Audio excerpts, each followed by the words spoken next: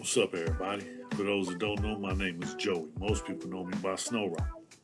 So here it is, you know what I'm saying? It's another day, and I've been thinking about, right now, I just want to, I want to go back to the beginning and give you a quick rundown on how I got to where I am today.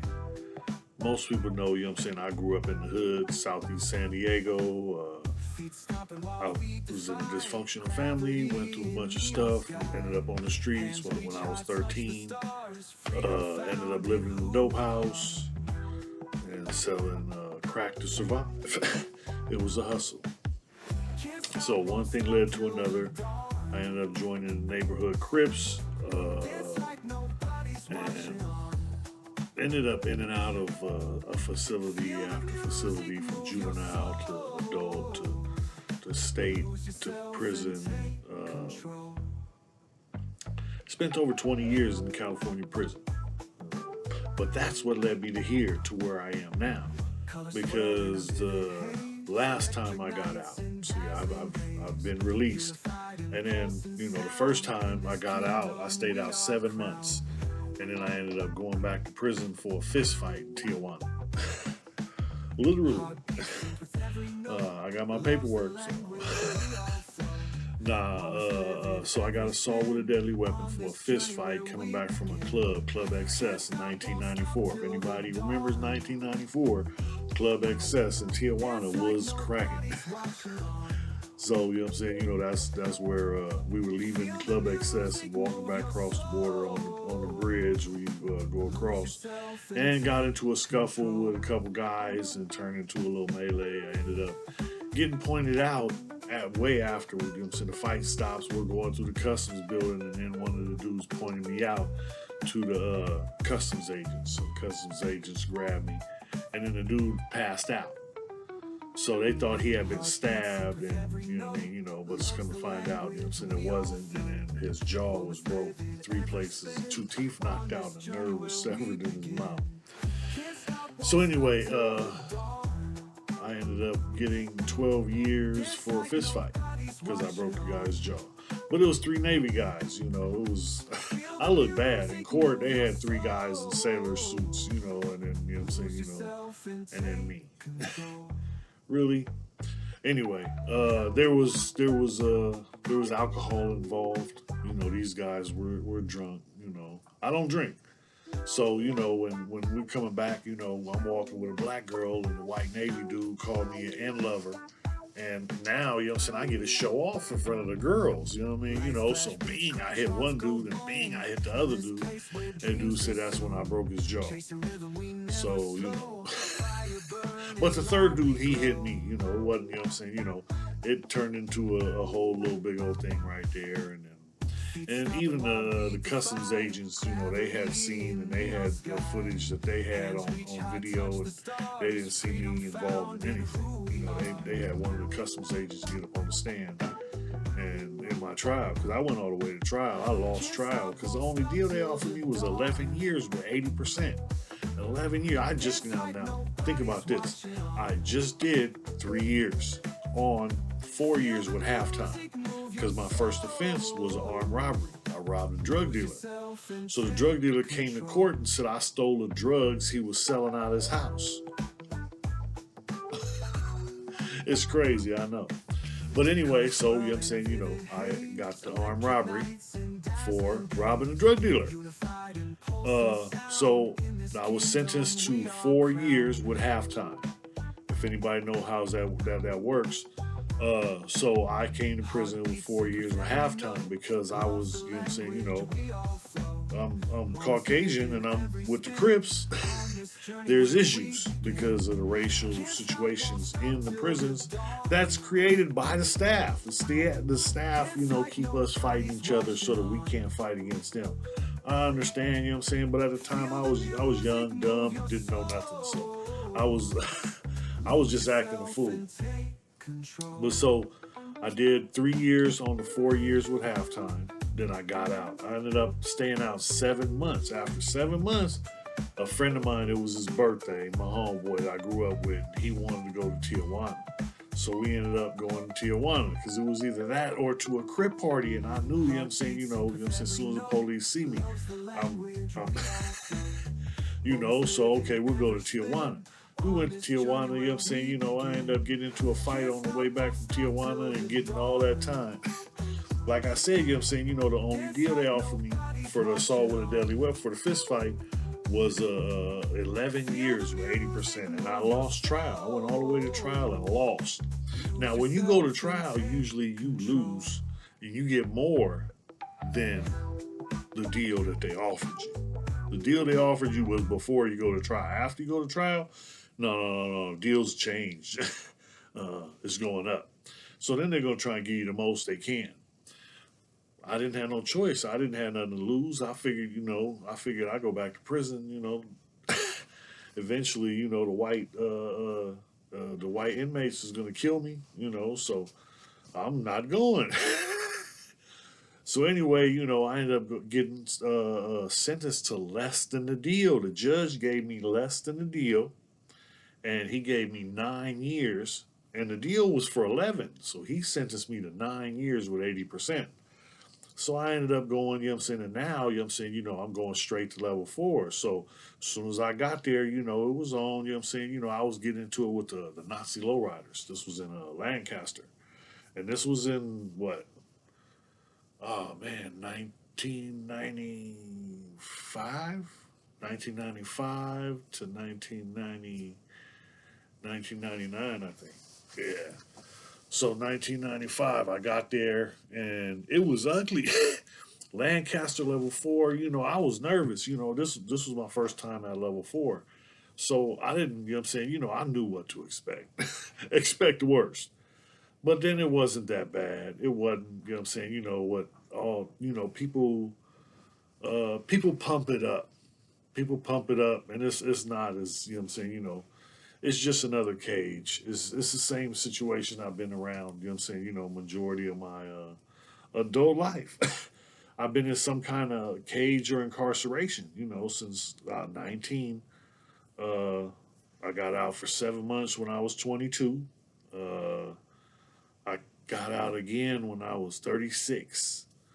And then, I stayed out 5 years and then messed up and went back. But it leads me to where I am now because when I got out after doing that 12 years, I wanted something different, and I'm not slow, special, or stupid. So I know if you want something different, that means you got to do something different. So it's time for me to step up and do something different. So I got out. I paroled with no family, so I'm not going back to the hood. And then so where am I going? I don't know. Ain't nobody to take me in. I don't. I could have talked up on, staying with some female, but I'm not, that's not my get down. Right now, my mentality is I got to get out and do this. I got to get out and get on my own 2 feet because ain't nobody here to pick me up. So I got to be here for myself. And it's time to be a man. It's time to step up. And so I got into I got into a drug program.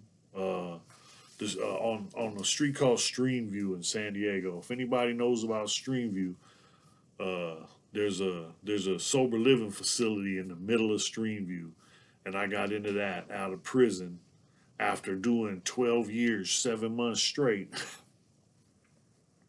I was messed up. And I didn't have no place to go. The dude who let me in, he was like the second or the third man in charge. And he straight told me because there was one guy, he was like in a class, he was like, I admire Joey. Joey's here because he wants to change. He's trying to do something different. You know what I'm saying? I'm here because probation said if I'm not here, I'm going to jail. So, that's the only reason I'm here. But he's here because he wants to change. And then the dude in the program said, Joey's here because Joey needs a place to live. And I was like, oh, snap. He knows. But you know what I'm saying, that was the situation. I needed a place to stay. I didn't have no place to go. I didn't I don't know. It was a good place for me. I was they helped me get the job that I have today. And I got, this company is the like I say this company saved my life because they, you know what I'm saying, they provided me with a job, but I started through a temp agency. I was in this sober living that I just told you about on Streamview. So they told me they'll give me a job. This is 2006. So they told me they'll give me a job and they'll paying $10 an hour. And I'm like, you know what I'm saying, you gonna pay me $10 an hour? I just got out of prison. I was getting paid 95 cents an hour is the most you can make. And you know what I'm saying? And that's pennies. That's not even $1 an hour. And I was working in these prison industries for like, you know what I'm saying, 6 to 8 years trying to train myself to go to work every day. And look, I got out and you gonna pay me dollars? I'll work for dollars. So I'm busting my tail. You know what I mean? I'm at work, I'm busting my tail. Whatever you need me to do, boss, you know what I'm saying? I'm on it. So, I'm a big guy. I'm strong. You know what I'm saying? I ain't never been weak. So, you know what I'm saying? I'm handling business. You know what I'm saying? I'm putting in work. So after 2 days, the foreman's like, hey, man, you know what I'm saying? Here, we got this application. Fill this out. You work for us now. Okay, cool. So this is 2 days. So I'm like, well, what do I put down for wages? So the dude said, well, how much you making I'm like $10 an hour. He's like, put down 12. I'm gonna give you a $2 raise right now. Like shit, good looking out. So you know what I mean. After that, you know what I'm saying. Another 90 days, they gave me another raise. After that, I got you know what I'm saying. Did some training and got another raise. You know what I'm saying. They kept moving me up, kept training me, kept preparing me. To be where I am. You know what I'm saying. The company has done so much. I ain't never, like I said, I ain't never worked for a company like this. The Christmas parties is off the hook. Best dressed. Your boy is best dressed. Got the best dressed title. But no, you know what I'm saying? It's a joke because there's so many other people now that show up, you know what I'm saying, shining like new money. And I'm just, you know what I'm saying, happy to see everybody every year. But for years, you know what I'm saying, people, friends and family, you know what I'm saying, the company is family. So, you know what I'm saying, friends and family, you know what I'm saying, people at the company, there's so many people, you know what I'm saying, that come and tell me they're just looking forward to see what I'm gonna wear next year at the Christmas party. But it's all good, you know what I mean? The company they take care of us. I'm a happy camper, you know what I mean? I'm man, look, I look. I spend my life hustling. You know what I'm saying? I'm always, chasing the dollar. But, before it was without boundaries. So, you know what I'm saying? Illegal business, that was all, you know what I'm saying, good. Now I'm all legit. Now, you know what I'm saying? Anybody that knows me, if you know, you know what I'm saying, Snow will let you know. You know what I'm saying? Miss me with the BS. You know what I mean? I'm good. I'm good. I'm good. It ain't worth my time because my time is a life sentence. I'm cool. You know what I'm saying? You ain't getting me back in the box. I'm good. So what you do, you know what I'm saying? I get a job and you know what I'm saying? Hey, this works. We just had the company kickoff, you know what I'm saying? I'm gonna show you some pictures of the museum, you know what I'm saying? It's at a car museum. They got it's ridiculous, you know what I mean? But it was like come to work. They paid me, to come up there, and then they had catered meals. We sat around and listened to, you know what I'm saying, what was going on with the company. And there was a little, you know what I'm saying, some joking, you know what I'm saying. They had a comedian, they had a spokesman, an MC, and they had, you know what I'm saying, a motivational speaker, you know what I'm saying. He came up and he had a good story, you know what I mean, but there was the owner of the company spoke, the vice president spoke, you know what I'm saying, the number three man in the company, you know what I'm saying, they call them the three wise men. Hey, I'm thankful for all three of y'all. Because every year, you know what I mean, they give me a reason to go thank them. I make it a point, you know what I'm saying, every year, you know what I'm saying, to go shake these man's hand because of what they created. The company that I work for is the best company I've ever worked for. I ain't worked for a lot of companies. I spent most of my life incarcerated. But this company, yeah, it's worth checking out. So you see the name HP Communications.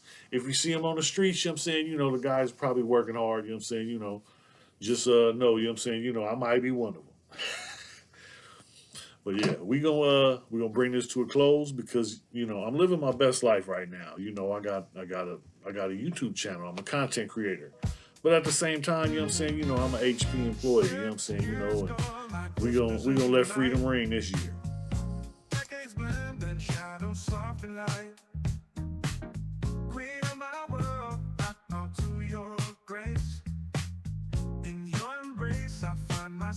place. Through the storms and laughter we're entwined. Love's tapestry forever redesigned.